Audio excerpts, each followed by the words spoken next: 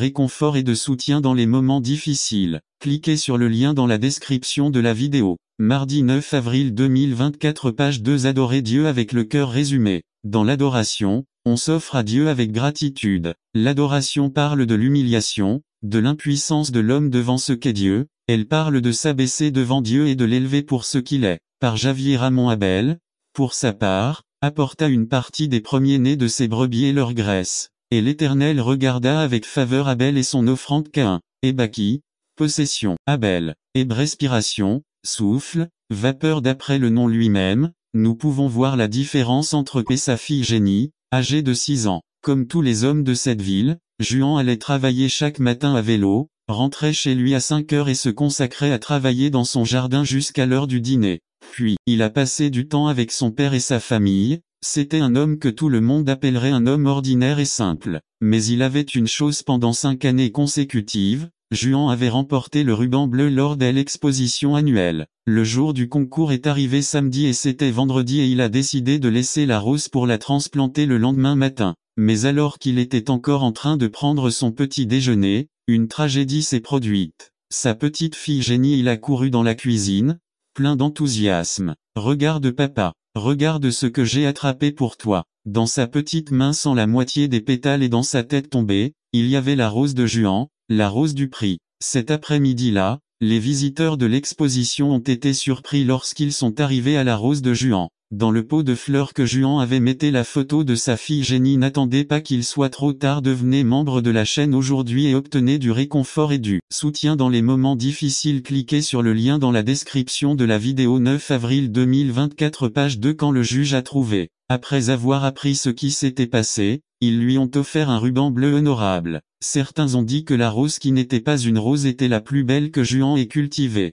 Ah, les petits cadeaux comptent autant que les grands. Le service est au cœur de l'amour chrétien. 1. Le monde dit que le sexe est le bonheur mais Dieu nous dit que le service est la clé de l'amour. Il est tant de qualité à le fils du pasteur à ses funérailles. Tout le monde lors de la cérémonie raconte à quel point le pasteur avait été si bon avec chacun d'eux, qu'il avait toujours le temps de les aider avec leurs problèmes, qu'il était toujours disponible et n'a jamais refusé de les aider, a déclaré le fils, prenant la parole. Maintenant je comprends pourquoi le père du capitaine BOD, lorsqu'il était au Vietnam, prenait toujours le temps d'écrire à sa famille, surtout le jour de son anniversaire. Maintenant il garde ses lettres comme un trésor de son père. Il m'aime, c'est le grand cadeau dont nos enfants ont besoin. Taïm père offre à son fils un cadeau dans une enveloppe. Chaque jour, je vous donnerai 1 heure pour vous et nous pourrons la dépenser comme vous le souhaitez. Combien de temps accordez-vous à vos enfants? V toucher physique s'il m'embrassait avec des baisers de sa bouche, car vos amours valent mieux que le vin. Cantique de Salomon 1-2 a le pouvoir de l'affection. 1 C'est à dire l'église qui avait une danse chrétienne aboutissait à des divorces et adultères. 2.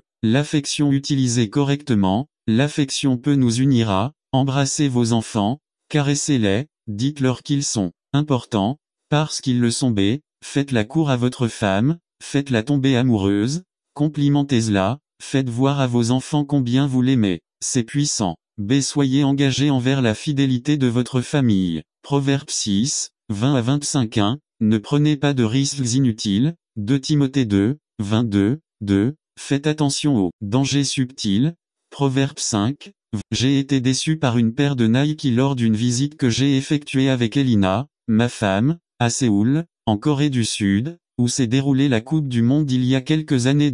Ils m'ont dit que les plus grandes usines de la marque Nike se trouvaient en Corée et que les baskets y étaient très bon marché. Il arrive que maintenant vous puissiez acheter des Nike à bas prix, mais à cette époque, elles coûtaient plus de $100 la paire. 3. J'ai vu une pancarte indiquant basket Nike, $20. Ah, j'ai dit à Elina, voici ma chance d'acheter une paire de Nike. Ils étaient très jolis. Je les ai portés dans l'avion pour rentrer en Californie pour que tout le monde puisse voir que je portais des Nike 4. Ils étaient blancs avec des rayures vertes, très attrayants. Ils ont attiré beaucoup d'attention. Il m'est arrivé que moins d'1 mois après les avoir utilisés, j'ai remarqué qu'ils étaient tout crus d'un côté. Oh, mes fameuses Nike, quelle douleur. 5. J'ai découvert que mes Nike étaient fausses. Quelle victoire durement gagnée. J'avais en fait perdu $20,006. Combien de victoires avez-vous déjà remportées dans votre vie?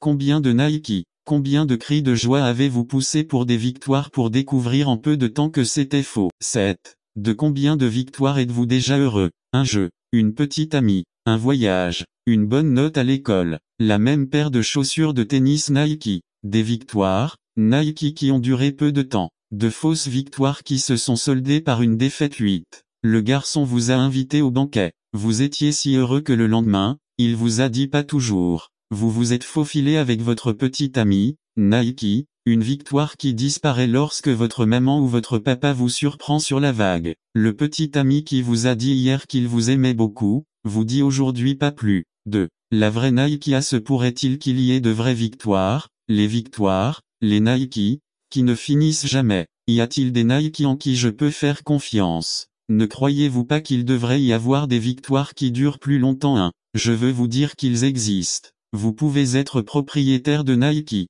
Vous pouvez obtenir de vraies victoires. Comme, ne fermez pas vos oreilles maintenant, car si vous les fermez, vous continuerez à vous battre pour de fausses victoires, qui ne durent pas longtemps. Écoutez maintenant, 1 Jean 5 4 à 5. Car tout ce qui est né de Dieu triomphe du monde et c'est la victoire Nike qui a vaincu le monde notre foi. Qui est celui qui a vaincu Nike le monde, sinon celui qui croit que Jésus est le Fils de Dieu 2. Les vraies victoires, nos victoires, les vrais Nike viennent de Dieu. C'est une victoire complète et éclatante. Il n'y a pas de procès ni de discussion, même avec un arbitre car nous pensons qu'ils ont mal agi. N'attendez pas qu'il soit trop tard. Devenez membre de la chaîne Today et bénéficiez de réconfort et de soutien dans les moments difficiles. Cliquez sur le lien dans la description de la vidéo. Mardi 9 avril 2024, appel page 2. Pas avec un petit ami qui disait qu'il m'aimait et maintenant il ne m'aime plus. Pas avec une paire de chaussures de tennis dont on m'a dit qu'elles aient un virage à 180 et changer nos plaintes pour de vraies prières. Mais il y a certains éléments que nous devons considérer si nous voulons que nos prières soient entendues par le Dieu que, comme Job, nous craignons et servons 2.1 avant de prendre les devants. Nous devons éliminer les obstacles tels que la déception, la colère et le manque de pardon. Oui mes proches, soyons honnêtes. Nous avons été déçus par nos enfants lorsque nous voyons en eux des attitudes et des valeurs que nous ne leur avons pas enseignées, lorsqu'ils ont de mauvaises notes, lorsqu'ils nous appellent de l'école pour nous dire que notre fils ou notre fille a de sérieux ennuis, ou quand ils se détournent de Dieu. Je pense que c'est la déception la plus difficile à surmonter. En tant que parents, nous avons des attentes élevées envers nos enfants, et c'est bien, mais en même temps, cela peut devenir une arme à double tranchant. En tant que parents, nous devons comprendre que nos enfants ont leur propre personnalité et qu'ils ne peuvent donc pas être comme maman ou papa. Nous ne devons pas non plus attendre et espérer qu'ils aient la même vocation et le même métier que nos parents. Les enfants, je vous dis que vous n'êtes pas obligés d'être, en termes de parcours professionnel, les mêmes que vos parents, mais je leur conseille d'être ce qu'ils sont en tant qu'hommes et femmes de Dieu. Imitez sa foi, son amour, son dévouement, son service inconditionnel pour l'avancement du royaume. Soyez des donateurs de dîmes et des offrandes joyeux, donnez à la cause du Christ comme ses parents selon ce que vous avez décidé dans votre cœur, non 2 Cor 9-7. Nous ne pouvons pas être des intercesseurs efficaces en faveur de nos enfants si nous entretenons dans notre cœur des ressentiments et de la colère à cause de leur mauvaise éducation ou de leurs actes de désobéissance. Lorsque la déception, la colère et le manque de pardon apparaissent, c'est à ce moment-là qu'en tant que parents, nous devons nous approcher avec confiance du trône de la grâce pour recevoir miséricorde et trouver la grâce pour nous aider au moment où nous en avons le plus besoin. I4, 1516. Là, nous pouvons laisser toutes nos blessures et nos déceptions aux pieds du Christ. Parents, nous avons besoin de la grâce de Dieu. N'oublions pas que c'est par sa grâce que nous sommes devenus parents. Par conséquent, dans les conflits, les difficultés, les déceptions, et tout ce qui nous fait souffrir pour nos enfants et leurs attitudes, il faut les laisser. N'attendez pas qu'il soit trop tard. Devenez membre de la chaîne Today et bénéficiez de réconfort et de soutien dans les moments difficiles. Cliquez sur le lien dans la description de la vidéo. Mardi 9 avril 2024 page 2 devant le trône de la grâce de Dieu.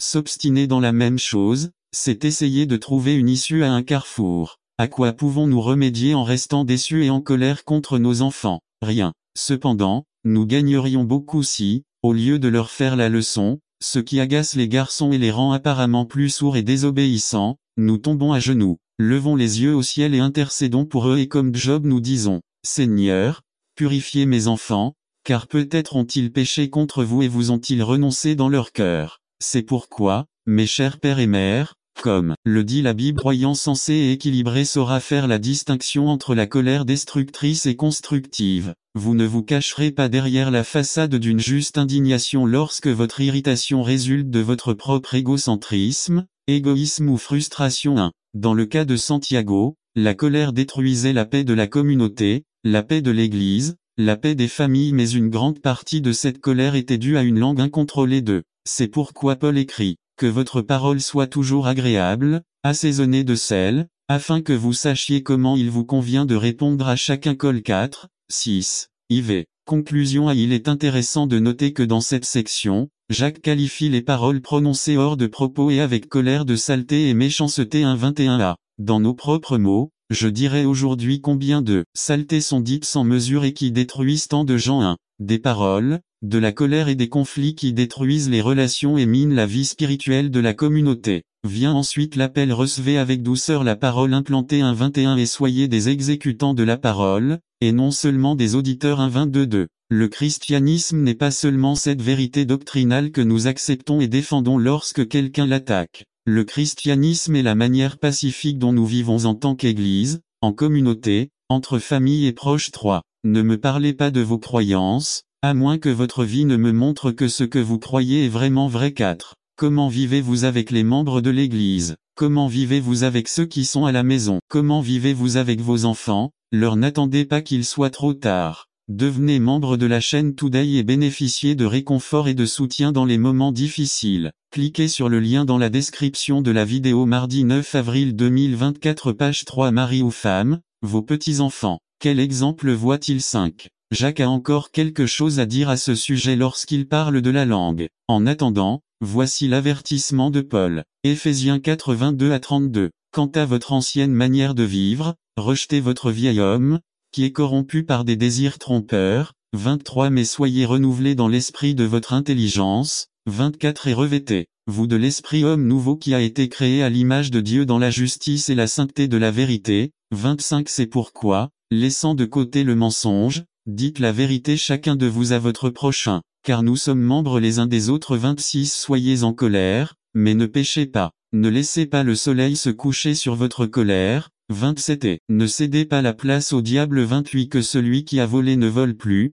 mais qu'il travaille dur, faisant de ses propres mains ce qui est bon, afin d'avoir de quoi partager avec celui qui est dans le besoin. 29. Qu'aucune parole obscène ne sorte de ta bouche, mais celle qui est bonne pour l'édification et qui est nécessaire, afin que accorde la grâce à ceux qui entendent. 30. Et n'attristez pas le Saint-Esprit de Dieu en qui vous avez été scellés pour le jour de la rédemption. 31. Que toute amertume, colère, clameur et calomnie soient éloignés de vous, ainsi que tout mal. 32. Mais ces mots comptaient. Autrement dit, tant que sa doctrine était fondamentalement correcte, rien d'autre n'avait d'importance. Regardez les paroles que Christ leur a adressées. Matthieu 15, 7-9. Hypocrite, Isaïe a bien prophétisé sur vous, lorsqu'il dit 8. Ce peuple m'honore des lèvres, mais son cœur est loin de moi. 9. Car il m'honore en vain, enseignant comme doctrine des commandements d'hommes. Pour celui qui est superficiellement juste, il n'y a pas d'amour pour les paroles de Dieu. Acceptez-les. N'attendez pas qu'il soit trop tard.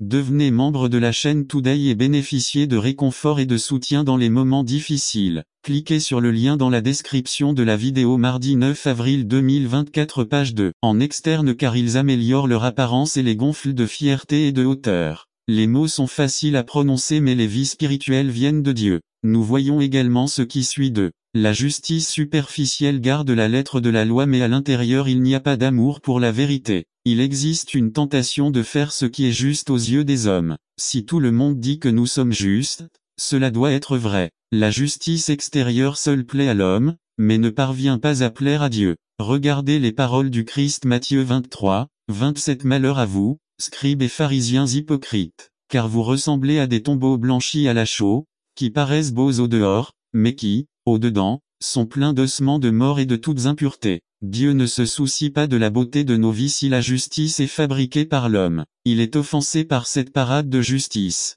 Ce genre de vie se moque de Dieu. Ailleurs, nous trouvons les paroles du Christ appliquées à nous en tant que croyants. 2 Corinthiens 3. Si Dieu a également fait de nous des ministres compétents d'une nouvelle alliance, non de la lettre, mais de l'esprit, car la lettre tue, mais l'esprit donne la vie. Paul dit que nous ne sommes pas comme les pharisiens qui prêchent la vieille lettre de la loi, mais que notre loi est supérieure, elle est spirituelle. Le Christ a démontré à quoi ressemblait ce type de justice dans son sermon sur la montagne dans Matthieu 5 à 7. On y retrouve l'esprit de la loi dans plusieurs principes. Par exemple, ne pas tuer ne suffit pas. Tu ne devrais même pas détester ton frère. Si vous insultez avec des mots comme imbécile ou fatueux, vous risquez le feu de l'enfer. Combien de fois avons-nous dit dans nos cœurs ce type est stupide? Peut-être que nous ne le dirons pas à voix haute, mais cela montre quand même notre justice superficielle. Ailleurs, le Christ dit qu'il ne suffit pas de se garder de l'adultère car il ne faut même pas avoir une pensée sale ou regarder une femme pour la désirer. Je me souviens avoir entendu quand j'étais encore incroyant: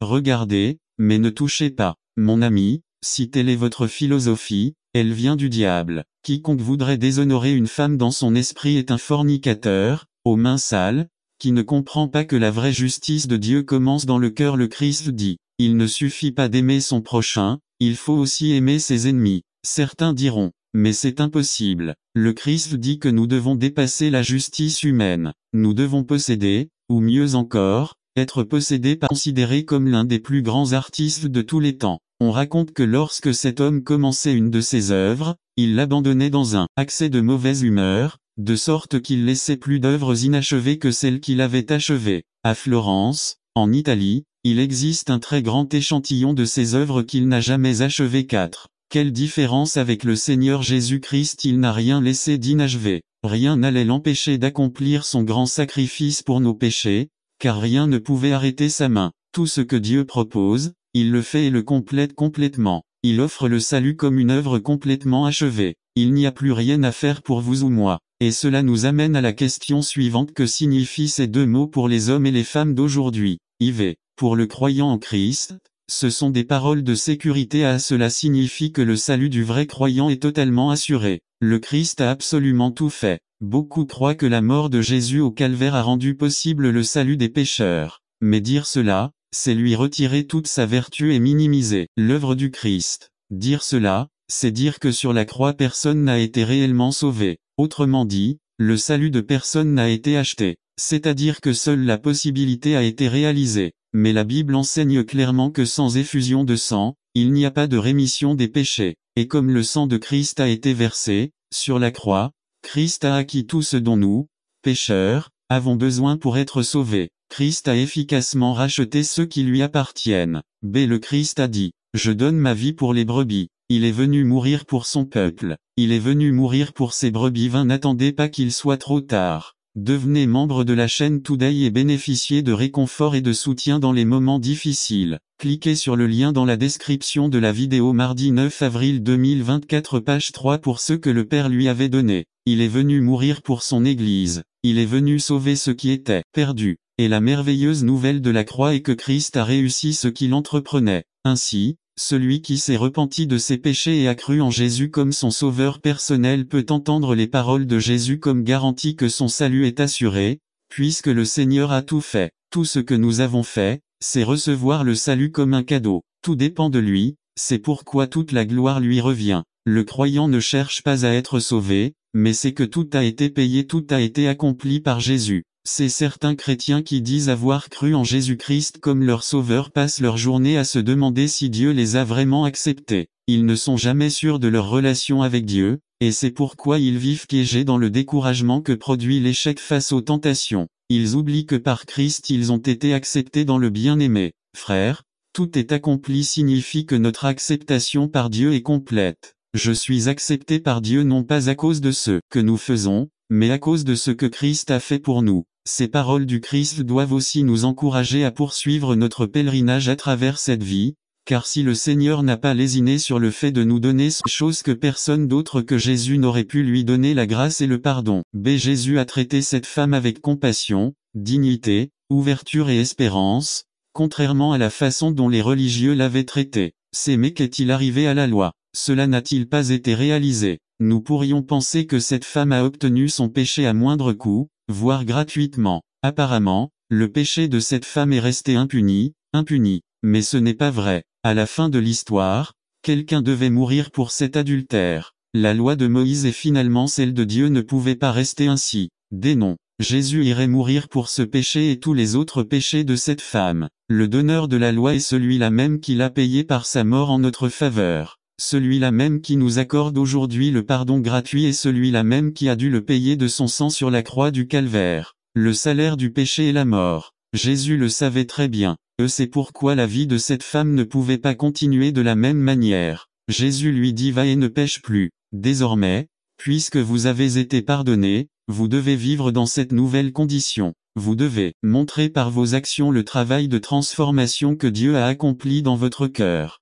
C'est ainsi qu'on comprend tous les commandements de la parole du Christ. Indicatif et impératif. Conclusion: ne perdons pas de vue les affirmations suivantes. N'attendez pas qu'il soit trop tard. Devenez membre de la chaîne Today et bénéficiez de réconfort et de soutien dans les moments difficiles. Cliquez sur le lien dans la description de la vidéo. Mardi 9 avril 2024, page 3. Le pardon de Jésus pour mes péchés n'est pas basé sur mon innocence. Je suis un pécheur. Le pardon de Jésus pour mes péchés ne se base pas sur la légèreté de mon péché adultère. Dans le cas de la femme, je suis un grand pécheur. Le pardon de mes péchés par Jésus ne met pas de côté la loi de Dieu. Christ a vécu et est mort à ma place. Le pardon de mes péchés par Jésus prouve que sa mission dans le monde n'était pas une mission de condamnation mais de salut. Le pardon de mes péchés par Jésus m'appelle à une vie de sainteté. Ne pêche plus. Les religieux avaient raison sur deux choses en ce qui concerne le péché. Le paiement du péché ne vient que par la mort, soit vous le payez vous-même avec votre propre mort éternelle en enfer, soit allez accepter le pardon dû à la mort du Christ pour pécheurs. Lorsque vous trouvez une personne piégée dans le péché,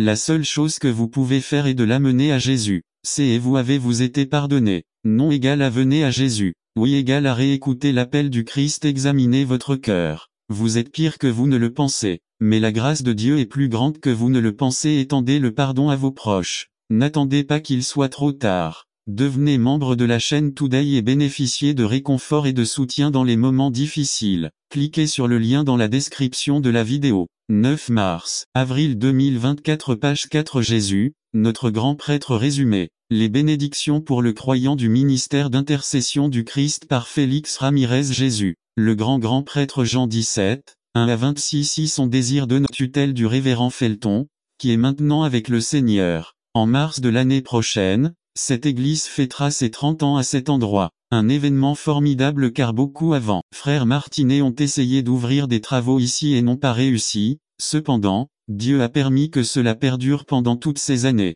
C'est pourquoi la famille Martinet souhaite partager avec vous, collaborateurs dans la foi, famille et amis, ce grand événement qu'est le miracle du salut. Prions en remerciant Dieu pour cela. Lecture de la Bible, Psaume 128. Lecture de l'arbre généalogique. Remise des cadeaux spéciaux pour les enfants à Eva Oliva. Boucle d'oreille en forme d'arbre avec Pierre du mois et bague du père avec Pierre B. Luis Martinet. J.R. Assiette avec verset biblique. C. Felicita Martinet chante Merci Papa des Ruth Flore. Bible de la famille Hilda Robe. L'horloge de table. N'attendez pas qu'il soit trop tard. Devenez membre de la chaîne Today et bénéficiez de réconfort et de soutien dans les moments difficiles. Cliquez sur le lien dans la description de la vidéo. Mardi 9 avril 2024, page 1. F. Juliane Martinet. Décoration avec verset biblique. G. Joël Martinet. Photo du grand-père paternel. H. Esteban Martinet. Montage photo. Inomi Concola. Fleur naturelle cérémoniale. Révérend Mario Gamay s'adressant à la congrégation. Remercions Dieu pour les couples qui sont sortis vainqueurs et qui ont su rester fidèles à leurs vœux et à leurs promesses.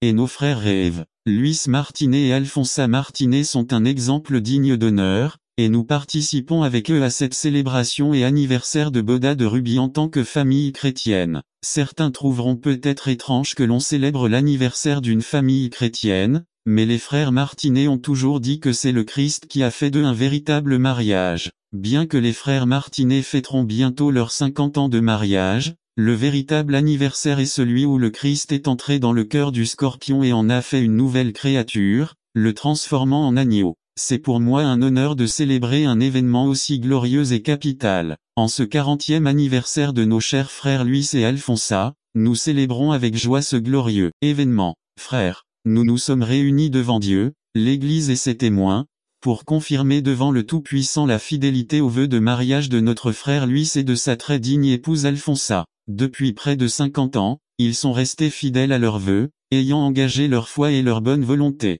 Les années ont passé dans une succession infinie de temps, et la vie a été trépidante et diversifiée avec les nombreuses vicissitudes de la vie quotidienne. Maladies, divergence d'opinion, questions familiales, que dire d'autre? Mille adversités, mais les bénédictions ont été plus abondantes. Avec une prudence et une patience vertueuses, ils restent fidèles et loyaux les uns envers les autres et envers le Christ, le centre de leur maison. Participation des enfants et petits-enfants. Vous, en tant qu'enfants et petits-enfants des frères Martinet, êtes sûrement le plus grand témoignage de la réussite conjugale de vos parents. Vous souhaitez apporter qui possède l'or, l'argent et les animaux qui se trouvent sur des milliers de montagnes. 2. Jésus-Christ est devenu pauvre quand il est venu sur terre, mais malgré tous ses privilèges de roi sur toute la création, et à cause de nous, il est devenu pauvre. Il a choisi un niveau de vie qui était impossible à atteindre. Être un homme, être Dieu. Il était associé à une famille en mauvaise condition économique. Bien qu'il appartienne à la lignée du roi David,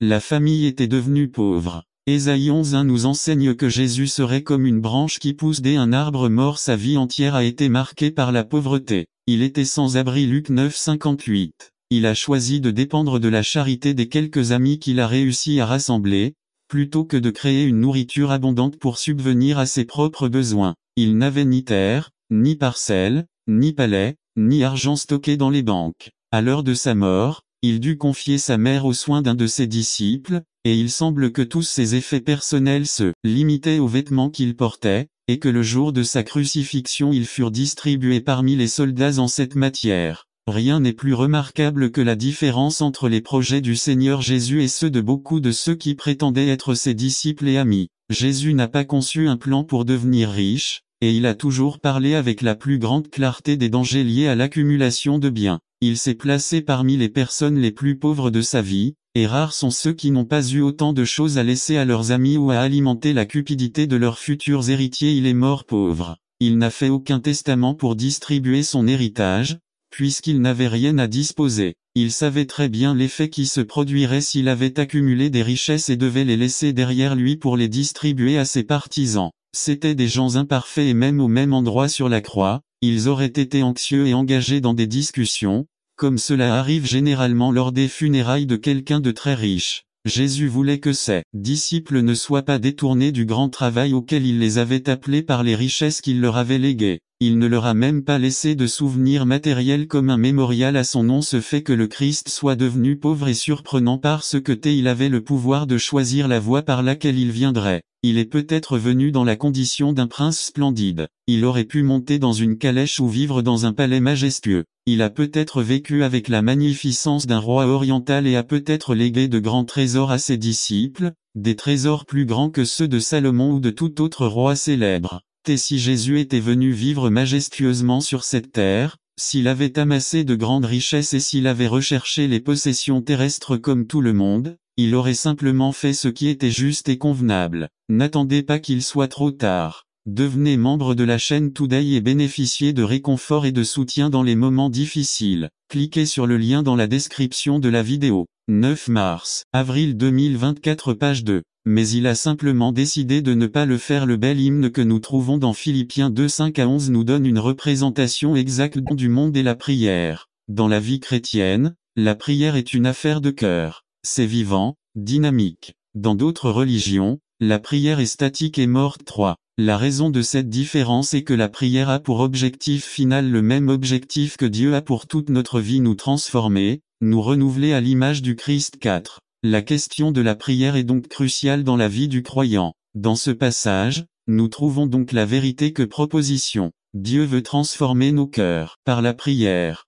Question. À quoi ressemble le cœur que Dieu entend former en nous? Réponse. Dans cette section du Sermon sur la montagne, nous voyons 3 qualités du cœur que le Seigneur désire développer en nous par la prière. Tout d'abord, Dieu désire développer un cœur humble dans le regard du Seigneur. 5-8 à fausse humilité. 1. Cette section du sermon est la deuxième application de l'avertissement de Jésus au V1, quand il dit « Gardez-vous de faire votre justice devant les hommes ». Notre Seigneur parle du point de vue juif sur les 3 expressions fondamentales d'une vie pieuse: les œuvres de charité, la prière et le jeûne. Dans la partie précédente, Jésus avait appliqué l'avertissement au domaine des œuvres de miséricorde. C'est maintenant l'heure de la prière.